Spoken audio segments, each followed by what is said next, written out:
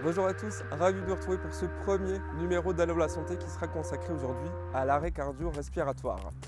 L'arrêt cardiaque extra-hospitalier entraîne plus de 300 000 décès annuels aux États-Unis, plus de 50 000 en France et en Suisse on en compte entre 8 à 10 000 cas par année. Un seul moyen de faire baisser cette moyenne, la chaîne de survie qui peuvent être faits par monsieur et madame tout le monde à condition d'en savoir un minimum. Alors qu'est-ce que l'arrêt cardio-respiratoire ? Pour faire simple, le cœur humain qui est constitué de muscles se contracte et se relâche à un rythme de 80 battements par minute au repos. Le cœur fonctionne grâce à un courant électrique qui dicte le rythme à suivre. Alors prenons un exemple, Benjamin, 35 ans, non-fumeur, employé de bureau, il fait du sport, ce qui fait que son cœur a de l'endurance. Et aujourd'hui, il ne se sent pas très bien, il a chaud, froid, une douleur l'atteint au niveau du thorax, lui tire dans le bras, une douleur assez angoissante, il se sent vraiment pas bien, il quitte son travail, il arrive au niveau de sa voiture et là, il tombe à terre. C'est un ACR, donc un arrêt cardio-respiratoire, c'est-à-dire que son cœur ne bat plus de façon coordonnée, mais de façon anarchique. Et son cœur ne peut plus remplir sa fonction de pompe, son cerveau est en manque d'oxygène et là c'est le drame, il est cliniquement mort. Maintenant c'est la course contre le temps puisque chaque minute compte, à savoir que chaque minute passée sans assistance c'est 10% de chance de survie en moins et c'est là que vous pouvez tout changer. Imaginez que vous voyez Benjamin tomber à terre et vous allez pouvoir avoir les gestes qu'il faut pour pouvoir l'aider. Et aujourd'hui, donc, nous allons vous montrer avec les Samaritains de Montreux 2 scénarios possibles de réanimation avec les gestes et l'attitude à avoir. Bien évidemment, je vous rappelle que ces scénarios sont faits dans des conditions optimales puisque nous avons le matériel à proximité, nous sommes dans un lieu protégé, mais dites-vous que ça peut vous arriver n'importe où, à l'école, en faisant du shopping, au boulot ou même à la maison chez vous.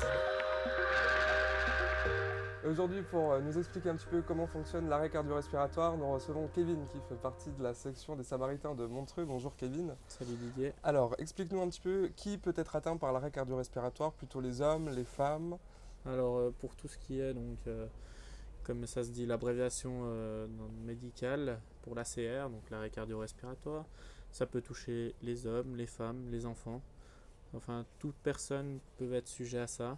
Ça peut être dû à des problèmes donc il y en a des personnes qui ont déjà des soucis par rapport aux artères coronaires bouchées éventuellement. Les sujets diabétiques, enfin il y a plein de maladies là-dedans qui peuvent toucher le cœur. Il y a aussi les personnes stressées. Et est-ce qu'il y a des statistiques qui disent que ça pourrait arriver plutôt le matin, plutôt le soir? Alors écoutez, non, moi personnellement je suis pas persuadé du fait des statistiques. Ok. Donc ça peut vraiment arriver Ça n'importe peut quand. arriver n'importe quand, n'importe où, n'importe quelle heure, pour n'importe qui. Et quels sont les gestes et l'attitude à avoir face à un ACR, donc un arrêt cardio-respiratoire, Bien vu. pour un non-formé et dans un lieu qu'on pourrait dire un peu inconnu, puisque ça peut arriver n'importe où? Ben, l'idéal c'est de garder le sang-froid, Mhm. de téléphoner au 144, donc de pratiquer le massage cardiaque, donc c'est-à-dire de se mettre au bon positionnement avec les mains sur le sternum, de faire une compression d'à peu près un enfoncement de 5 cm pour pouvoir faire un massage cardiaque plus ou moins correct, ce qui n'est pas facile, mais n'ayez pas peur de casser des côtes ou des choses comme ça, c'est normal. Il ne faut pas hésiter Et à l'attitude essayer. parfaite à avoir, ça serait quoi? Garder le sang-froid et d'essayer de faire quelque chose. Et de tout de suite Ça, c'est alarmer sûr. Et de tout de suite alarmer le le 144, 144. bien évidemment. On trouve maintenant de plus en plus dans les lieux publics les AED, donc les défibrillateurs semi-automatiques. Alors comment ça fonctionne un défibrillateur en fait? À quoi ça sert? Un défibrillateur, ça permet d'envoyer le choc au cœur pour le faire repartir. Il y a des statistiques qui disent comme quoi sans défibrillateur c'est pas possible. Mhm. Maintenant chaque personne est faite différemment, personne n'est conçu la même chose. Il y en a des qui repartent sans, ça lui est arrivé. Donc voilà, tout dépend. Mais le défibrillateur est quasiment indispensable pour la réanimation. Et qui peut les utiliser? Est-ce que monsieur et madame tout le monde peut utiliser un défibrillateur ou est-ce qu'il faut quand même avoir une formation? C'est mieux d'avoir une formation donc de BLS-AED, Mhm. mais après, si vous l'avez pas, de toute façon l'appareil vous dit ce qu'il faut faire, n'hésitez pas à essayer de l'utiliser. Ouais. Et bien écouter ce qu'ils disent, quoi. Préparation du choc en cours. Reculez-vous. Ne touchez pas le patient. Choc en cours. Choc délivré. Pratique pratiquer le massage cardiaque et la respiration artificielle. Et où est-ce qu'on peut trouver ces fameux défibrillateurs?